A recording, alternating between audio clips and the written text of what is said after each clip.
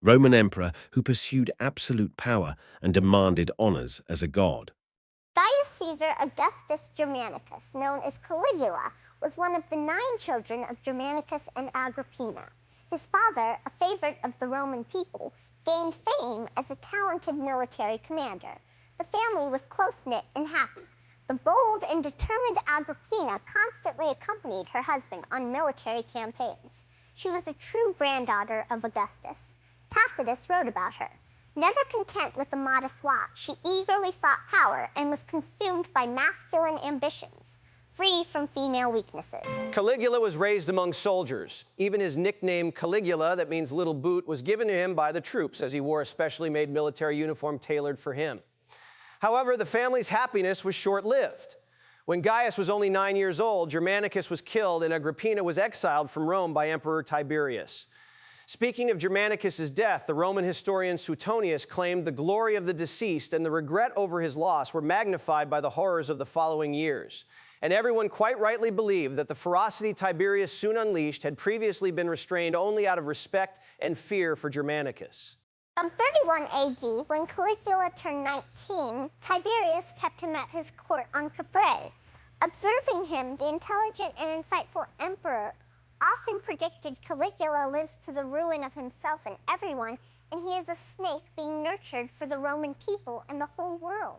2 days after Tiberius' death, on March 18, 37 AD, Caligula was declared his successor under the most favorable omens and proclaimed emperor under the official name Gaius Caesar Augustus Germanicus.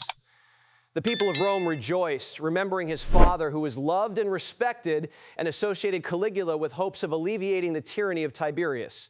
Caligula organized lavish spectacles and generous distributions for soldiers and the plebeians.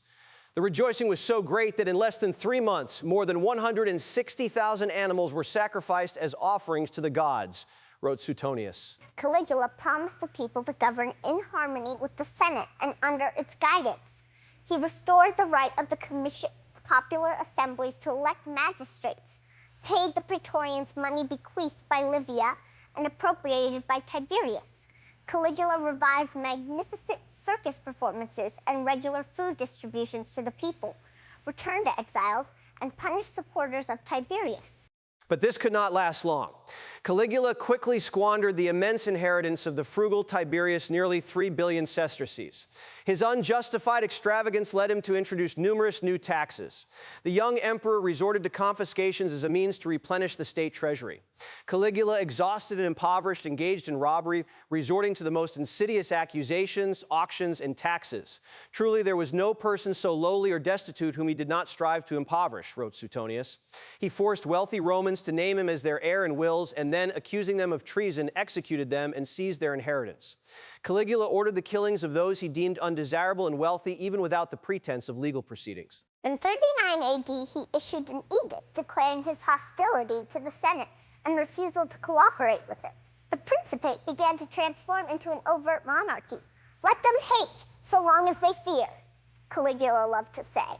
At the imperial court, freedmen began to play a significant role. Caligula inherited his unyielding character from his mother. Early orphanhood, tragic family events, and a youth spent on Capri under the close supervision of the borderline insane Tiberius left their mark. By the end of the first year of his reign, Caligula suffered a severe illness which affected his mental state. One day, the Romans suddenly realized that a madman was ruling them. He demanded honors befitting a god and compared himself to Jupiter.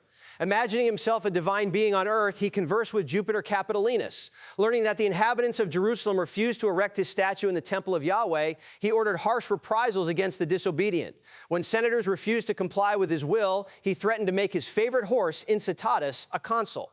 "I can do anything to anyone," Caligula declared. As madness progressed, the emperor became obsessed with gladiatorial and circus games. A gladiator and charioteer, singer and dancer, Caligula fought with combat weapons, performed as a rider in the circus, and enjoyed singing and dancing so much that he could not resist even during public spectacles. His attire was unworthy not only of a Roman or a citizen, but even of a man or a human being. It was said, Caligula greatly enjoyed dressing in women's clothing. All of this insulted the dignity of the Roman people. Gladiatorial and circus games were traditionally the domain of slaves, criminals, or freedmen, those of diminished social status, certainly not an emperor. I can do anything to anyone. He stubbornly repeated. The emperor's mad antics were not tolerated by the Romans for long. Utterly cruel and depraved, Caligula was a disgrace to Rome. In 39 AD, a conspiracy arose, led by Gnaeus Lentulus Gatulicus, commander of legions stationed in Germany and northern Gaul. The plot was uncovered. Caligula undertook a campaign against the rebellious provinces and, upon his return, staged a lavish triumph. A reign of terror began, during which even Caligula's sisters, Agrippina and Julia, suspected of being involved with the rebels, suffered. The emperor sent them into exile. However, Roman patience wore thin when Caligula encroached upon the foundations of slavery. Seeking to prevent further conspiracies, he allowed slaves to denounce their masters. Josephus Flavius wrote, "It came to the point where a certain slave, Polydeuces, dared to bring accusations against Claudius, the emperor's uncle, and Caligula did not hesitate to attend the trial of his relative. He hoped to find a pretext to dispose of Claudius." After this unprecedented event, it became clear to everyone that such an emperor must be removed before he plunges everyone into great disaster. Tiberius's prophecy came true. In 40 AD, another conspiracy was organized, led by the tribune Cassius Chaerea, who had endured numerous humiliations from the mad emperor. Among the conspirators was even Caligula's loyal dog, a freedman, who was considered the second most powerful figure after the emperor and had greatly enriched himself during Caligula's reign. Josephus Flavius noted, "Rumors of Cassius Chaerea's conspiracy spread among many, and all these people, senators, equestrians, and common soldiers, began to arm themselves. Indeed, there was no one who did not consider the assassination of Caligula to be a great fortune. Even Claudius, the emperor's uncle, took part in the conspiracy." On January 24, 41 AD, the day before his anticipated first public performance as an actor in one of the numerous dim passageways of the luxurious palace, Caligula, the scandalous emperor of Rome returning from the circus, fell under the daggers of conspirators.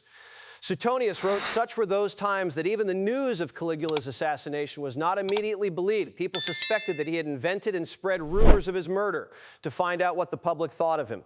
The conspirators had no intention of handing power to anyone, and the Senate, with unanimous eagerness for freedom, held its first session not in the Julian Curia but on the Capitoline Hill, and some proposed erasing the memory of the Caesars and destroying the temples of Julius Caesar and Augustus." For 2 days, the Senate deliberated on abolishing the Principate and restoring the Republic. However, the Praetorians opposed this plan. They proclaimed Claudius, the younger brother of Germanicus, as emperor. Claudius also had some peculiarities, but unlike his nephew, he rarely resorted to bloody violence. During the 13 years of his reign, 41 to 54, the foundations of imperial bureaucratic governance were laid, the financial situation of the state improved, and taxation was streamlined. The missing scandals of Claudius's rule were more than compensated for by his wife Messalina, who could rightly be considered a female version of Caligula.